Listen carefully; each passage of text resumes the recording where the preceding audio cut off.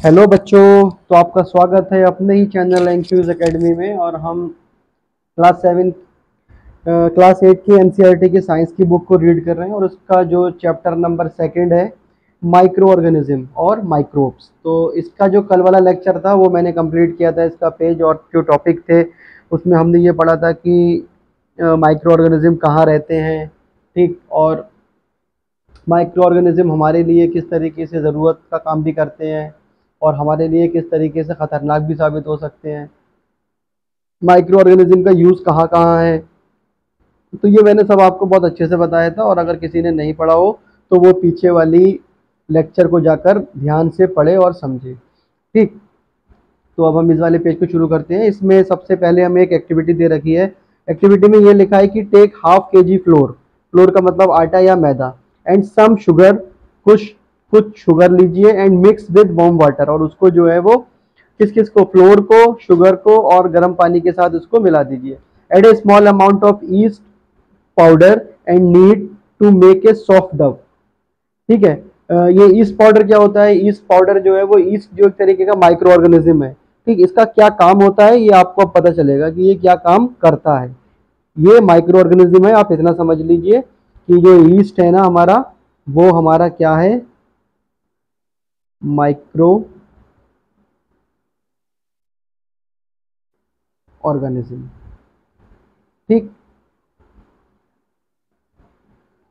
East हमारा micro organism है। हमने क्या किया, आधा किलो जो है हमने फ्लोर लिया, कुछ शुगर ली और गर्म पानी के साथ उसको मिला दिया, और उसके अंदर थोड़ी सी ईस्ट डालकर उसका हमने एक सॉफ्ट डफ तैयार कर लिया। डफ तैयार करने का मतलब है कि उसको हमने अच्छी तरीके से गूंद कर एक लोई बना ली, ठीक। What do you observe after 2 hours? 2 घंटे के बाद आपने क्या ऑब्जर्व करा?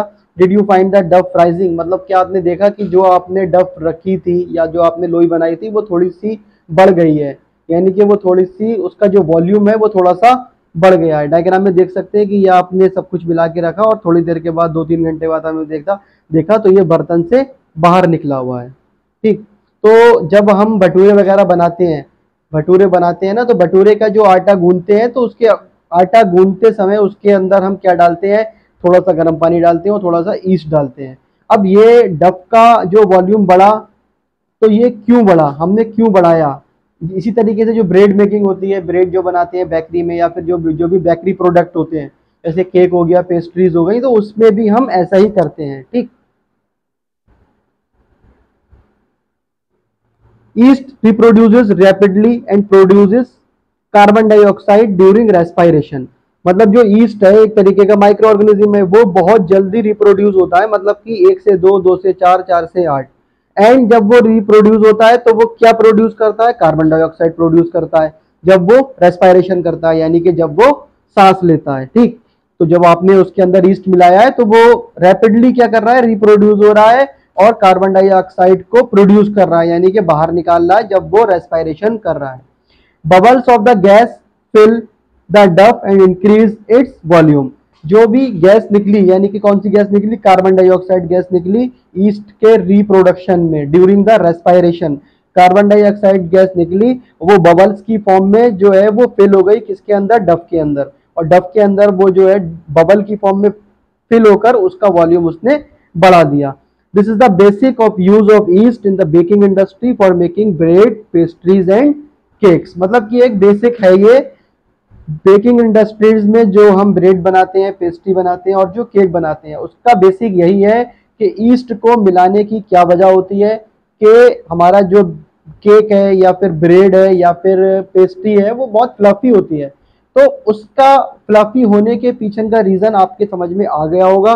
उसका रीजन ये है कि जो उसकी डफ तैयार की गई थी, जो आटा या मैदा उसके बनाने में इस्तेमाल किया गया, उसके अंदर थोड़ी सी हमने ईस्ट डाल दी।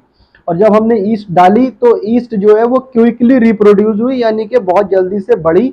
जब वो बढ़ी तो भाई उसने कार्बन डाइऑक्साइड गैस को रिलीज करा। जब उसने कार्बन डाइऑक्साइड को गैस को रिलीज करा तो उस गैस के जो बबल्स थे वो इसके डफ के अंदर पहुंच गए और उसने क्या करा? इसका वॉल्यूम बढ़ा दिया, ठीक। Commercial use of micro organism. Commercial का मतलब ये है कि जहां पर भी कमर्शियल का मतलब कमर्शियल वर्ड आ जाए तो आप ये समझ लीजिए कि पैसा कमाने वाली चीज, मतलब कि कमर्शियल यूज होने लगा, यानी कि उससे बिजनेस होने लगा। ठीक। Micro organism are used for the large scale production of alcohol, wine and acetic acid यानी कि विनेगर। जो माइक्रो ऑर्गेनिज्म है वो लार्ज स्केल पर इस्तेमाल होने लगे, किसके लिए? शराब बनाने के लिए, वाइन बनाने के लिए, और एसिटिक एसिड यानी कि विनेगर। विनेगर आपने पता होगा क्या होता है। विनेगर एक वाइट तरीके का लिक्विड सब्सटेंस होता है। जब आप चाउमीन या नूडल्स वगैरह खाते हैं ना, तो उसमें जो डलता है विनेगर, वाइट तरीके का एक लिक्विड होता है, उसको विनेगर कहते हैं। ठीक, सिरका भी बोलते हैं इसको।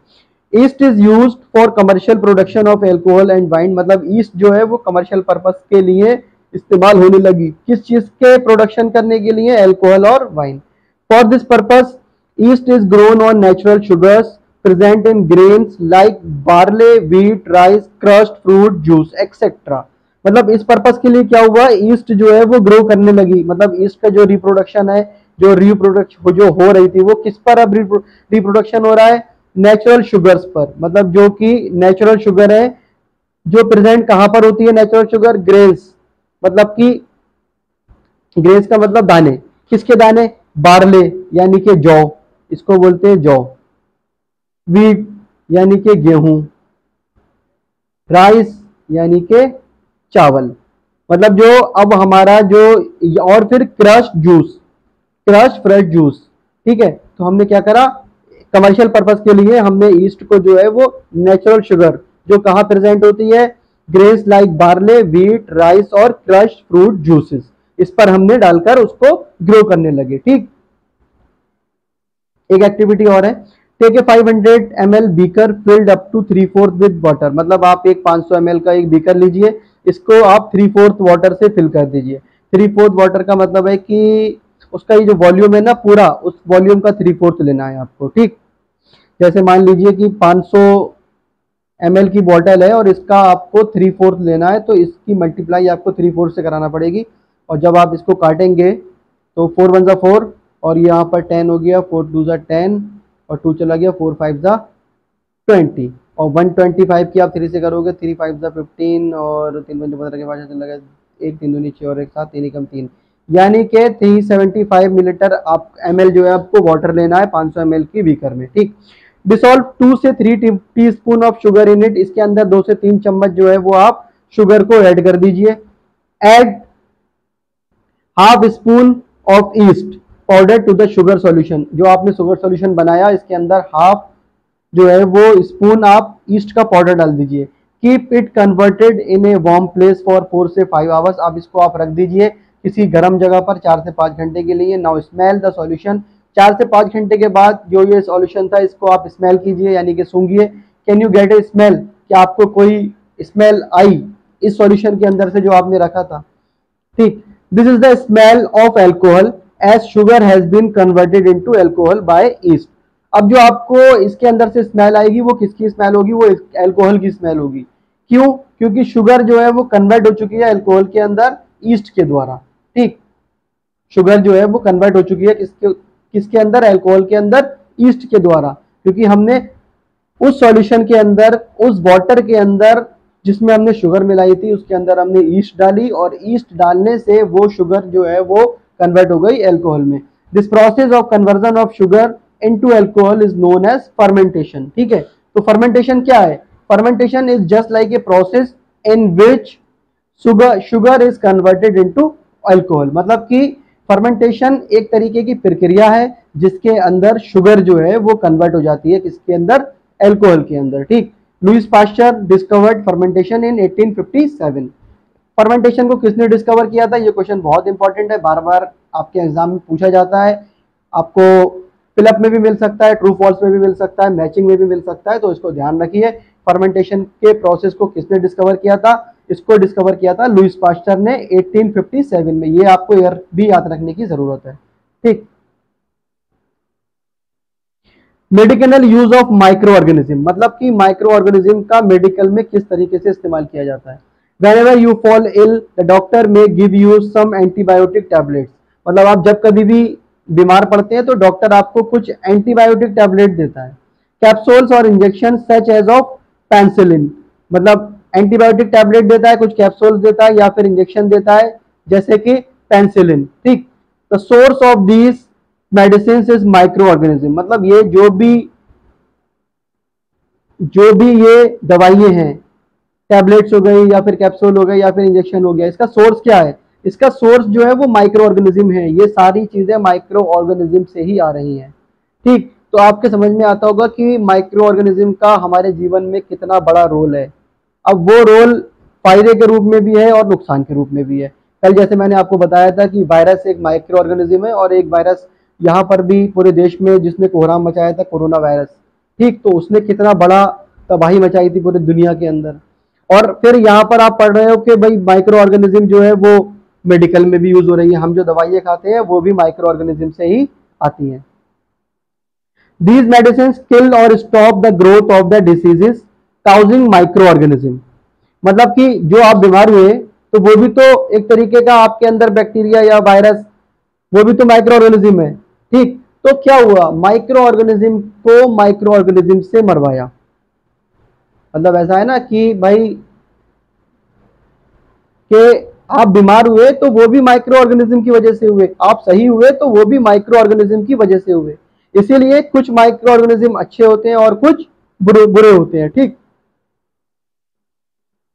सच मेडिसिन आर कॉल्ड एंटीबायोटिक्स। ये जो मेडिसिन होती हैं इनको क्या कहते हैं? एंटीबायोटिक्स।